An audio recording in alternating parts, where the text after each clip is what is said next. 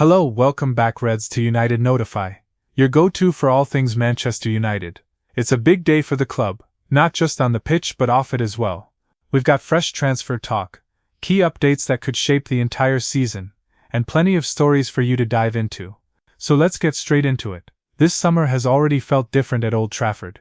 For years fans have asked for a clearer direction, smarter signings, a stronger squad, and a manager with a vision that actually fits the traditions of United. Now under Rúben Amorim, that picture is starting to take shape. It's not just about splashing cash for the sake of it, it's about building a team with identity. And make no mistake, the foundations being laid right now could define where this club is headed for the next decade. You can sense it in the way negotiations are being handled. There's determination, but also discipline. In the past, United were seen as the club that would overpay for anyone, desperate to make a statement. But this time, there's patience. There's a plan. Amorim is focused on getting the right profiles, not just the biggest names.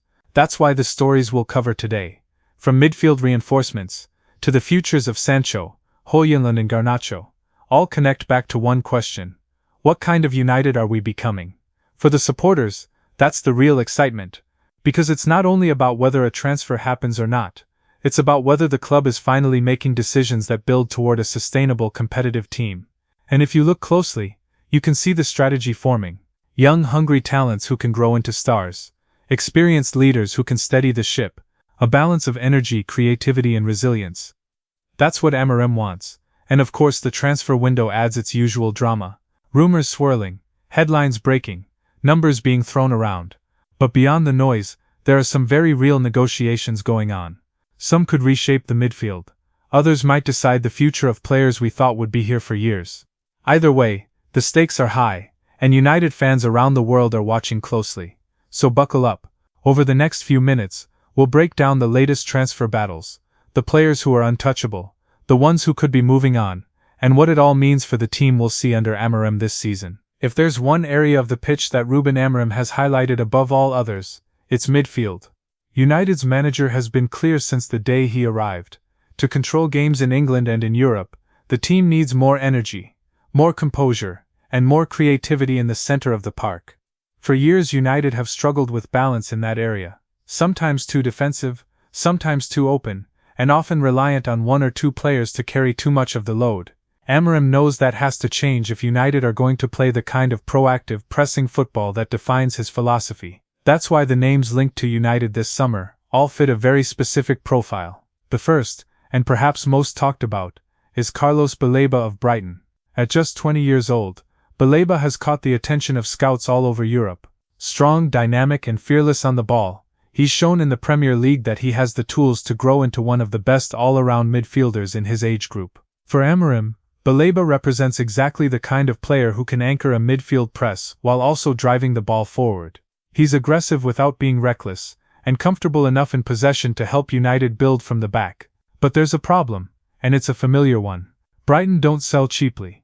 We've seen it before with Moises Caicedo, with Alexis Mac Allister, with Marc Cucurella.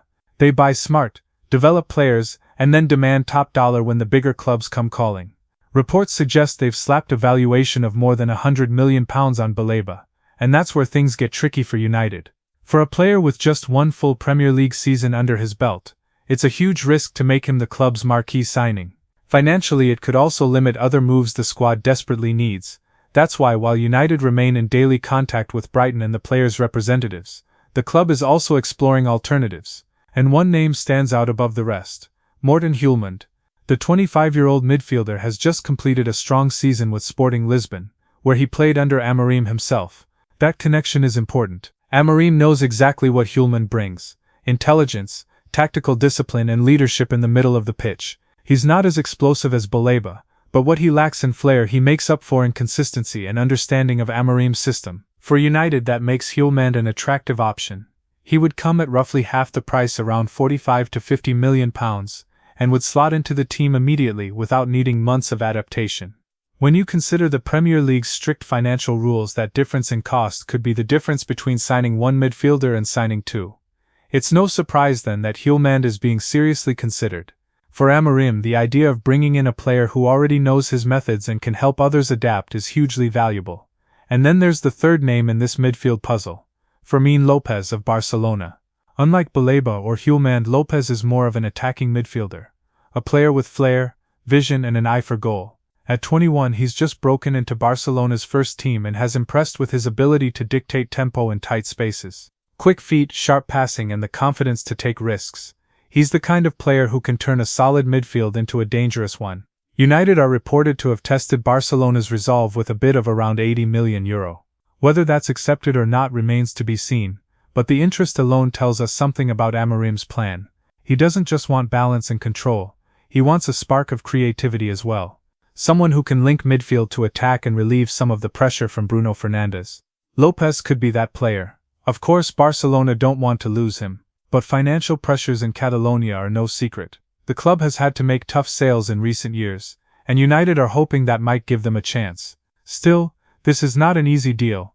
If López stays at Barcelona, United will need to look elsewhere for that creative spark. What's interesting is how these three names fit together in Amorim's vision.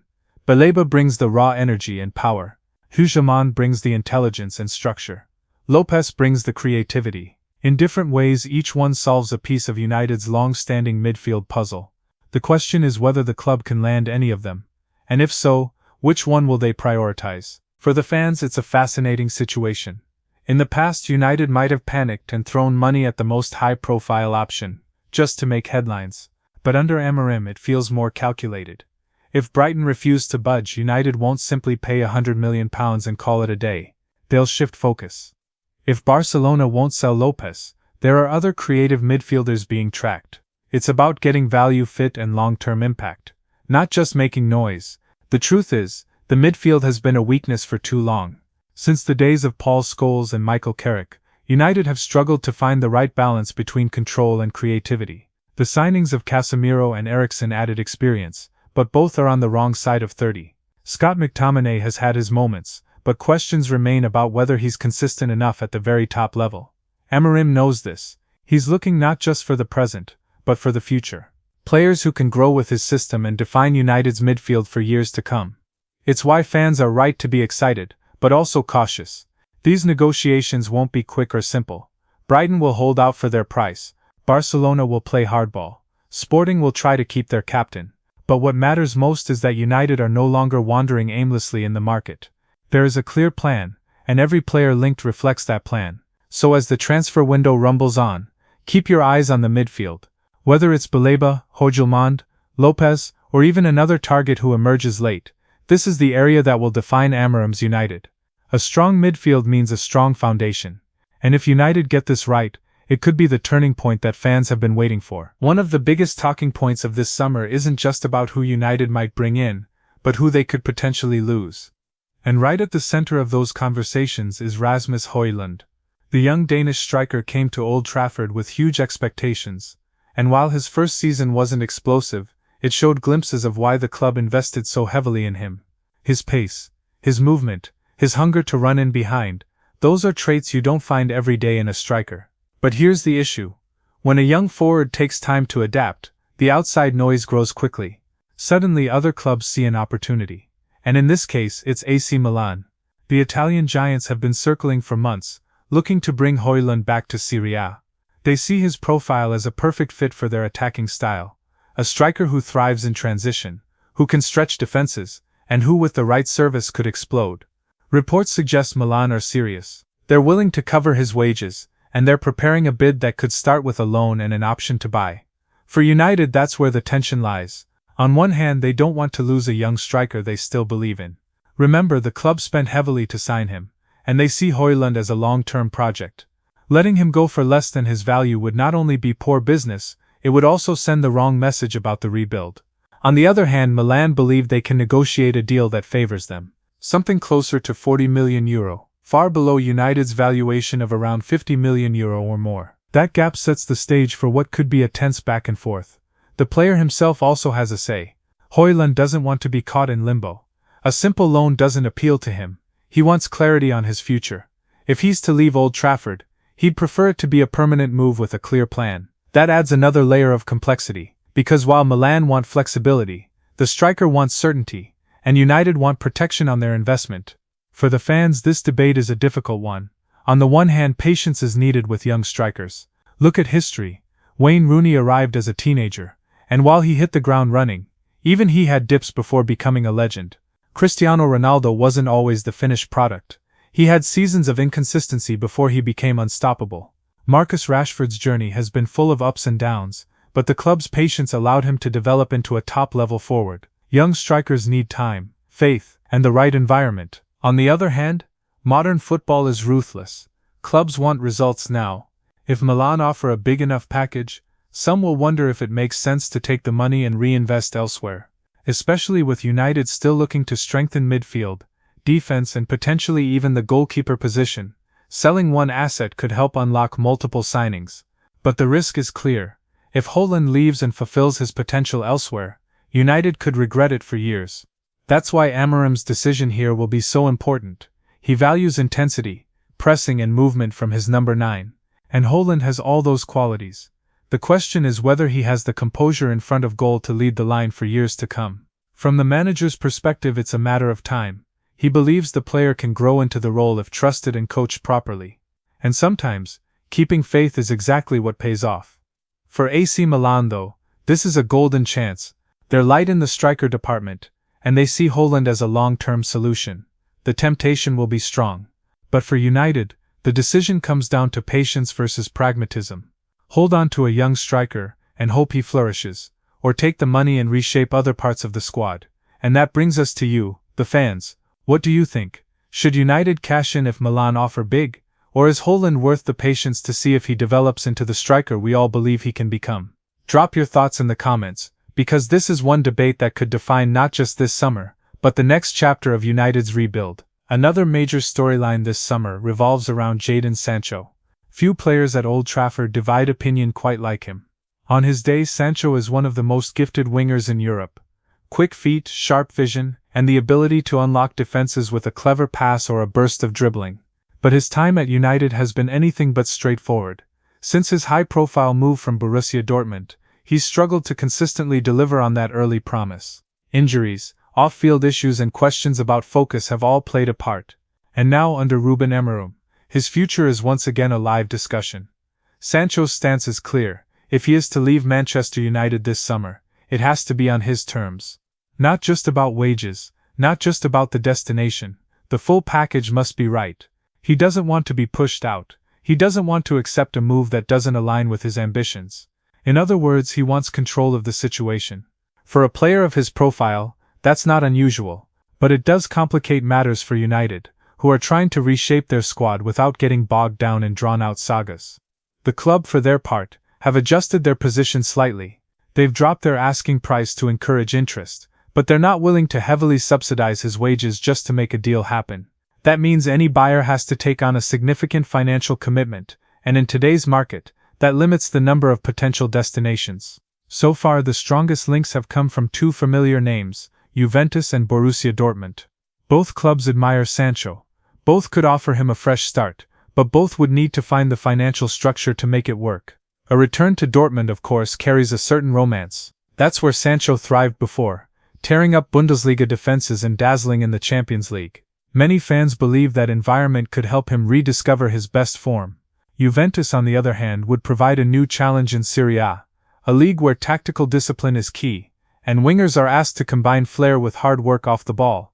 It would be a test, but also an opportunity to prove he can adapt and shine in different conditions. From Amorim's perspective, this situation is far from ideal. The new manager is trying to build a unified, focused squad with no distractions. Every player has to be fully committed. That's why uncertainty around Sancho can be disruptive. If he stays, Amorim needs him engaged, motivated, and willing to press high and work without the ball. Core demands in this system. If he leaves, it needs to happen quickly enough that United can adjust their plans accordingly. Lingering uncertainty helps nobody. There's also the question of squad balance. United already have wide players competing for spots: Garnacho, Antony, Amad Diallo, and of course Marcus Rashford, who can operate wide left. Adding Sancho to that mix only makes sense if he's truly going to play a big role. Otherwise, his presence could block opportunities for others and leave Amorim with a difficult rotation to manage. That's why the decision on Sancho is about more than just talent. It's about whether he fits the direction of this project. And yet there's another side to this. Sancho is only 24. He's still young enough to turn things around. talent doesn't vanish overnight. If Amorim believes he can re-motivate Sancho, improve his fitness, and integrate him into the pressing system, there's still a pathway for him at United. In fact, some fans argue that letting him go now could be premature, that the club might regret selling him cheaply if he rediscovers his best form elsewhere. It's a delicate balance between risk and reward. Keep him and you risk another season of inconsistency, or off-field distractions. Sell him and you risk losing a player who still has the ability to change games when everything clicks. For a manager trying to stamp his authority on the squad, this is one of the toughest calls of the summer. And so it comes back to you, the fans. What would you do? Would you give Sancho a clean slate under Amorim, hoping the fresh start with a new manager can reignite his career? Or do you think it's time to draw a line, cut losses and let him move on for the sake of the project? Let us know what you decide, because this isn't just about one player, it's about the bigger picture of what kind of squad United want to build. One thing is certain, the next few weeks will be decisive. Either Sancho stays and proves he can be part of this new United, or he leaves and both sides move on. Whatever happens, this story is set to be one of the defining subplots of the transfer window. When you talk about the future of Manchester United, one name that comes up instantly is Alejandro Garnacho. At just 20 years old, he's already established himself as one of the most exciting young wingers in the Premier League. Fearless on the ball, direct in his running, and with the kind of flair that gets fans out of their seats, Garnacho is quickly becoming a symbol of United's next generation. He plays without fear, always willing to take on his man, always looking to make something happen. In a team still searching for consistency, that spark has been priceless. It's no surprise then that other clubs have taken notice. Over the past few weeks, Chelsea have been exploring the idea of bringing Garnacho to Stamford Bridge. Reports suggest they've tested the waters, gauging United's stance on whether the winger might be available. But United's response has been crystal clear. Garnacho is not for sale. Unless an absolutely massive offer arrives, we're talking figures far beyond £50 million, the club has no intention of letting him go. And even then it's hard to imagine any serious scenario where United would agree to part ways with one of their brightest prospects. Why is that? Because Garnacho represents more than just talent. He represents belief. For years United fans have wanted to see academy graduates and young stars given the chance to shine at Old Trafford. Garnacho is living proof that the pathway still exists. From the youth ranks to the first team, he's shown what can happen when a player combines talent with determination. Letting him go now would not only weaken the team on the pitch, it would send the wrong message about the club's ambition under Amorim. Chelsea's interest is flattering, but it's also unrealistic. Their own recent transfer history shows they're willing to spend big on young talent. Just look at the fees they've paid for players like Mudryk, Enzo Fernandez and Caicedo. But convincing United to part with Garnacho, especially at a cut price, is another matter entirely. The reality is that United see him as a cornerstone of their rebuild, not as an asset to cash in on. It's worth remembering too that Garnacho's style perfectly suits what Amorim is trying to build. The manager wants wingers who are aggressive, who stretch defenses, and who are capable of creating something from nothing. Garnacho ticks every one of those boxes. He's unpredictable, he's direct, and he forces defenders to make mistakes. In many ways he's exactly the kind of player United need more of, not fewer. For Chelsea then this chase looks like a dead end. They may admire the player, but unless they're prepared to smash open the vault with a record-breaking offer, Garnacho will remain a red. And truthfully, that's how most United fans want it. He's still developing, still learning, but the trajectory is obvious. If he stays grounded and continues to grow, he could be one of the club's defining players of the next decade. So let's put the question to you. How much would you value Garnacho at? Should he be considered untouchable, a player United simply never sell at any price? Or do you believe every player has a value, even if that figure is sky high? Let us know in the comments, because this is a debate that cuts right to the heart of what it means to rebuild properly. What's clear is that Garnacho's rise is already lifting the energy around Old Trafford. Fans love players who play with courage, who take risks, and who remind us of the great United wingers of the past. From Ryan Giggs to Cristiano Ronaldo, to Marcus Rashford, this club has always had a tradition of electric wide players. Garnacho is the next in that line, and protecting him, developing him, and giving him the platform to succeed is not just good business, it's essential to the identity of Manchester United. So while Chelsea may have shown interest, the answer is simple: Garnacho isn't going anywhere. He's here to stay, and his story in a United shirt is only just beginning. While the transfer Rúben dominate headlines, it's just as important to look at the players already inside the squad. Because for Rúben Amorim, part of this rebuild isn't only about who arrives, it's also about who returns, who steps up, and who provides the backbone for the season ahead. One of the biggest boosts for United is the return of Andre Onana. Last season was a mixed one for the Cameroonian goalkeeper.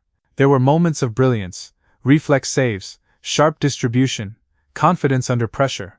But there were also mistakes, and those didn't go unnoticed. For a goalkeeper at Manchester United, the spotlight is always unforgiving. Now with a new manager in place and a fresh start, Onana has the chance to reset. His ability with the ball at his feet is exactly what Amorim values in a keeper. Building from the back, starting attacks with precision, staying calm when pressed, these are all traits that fit the system perfectly.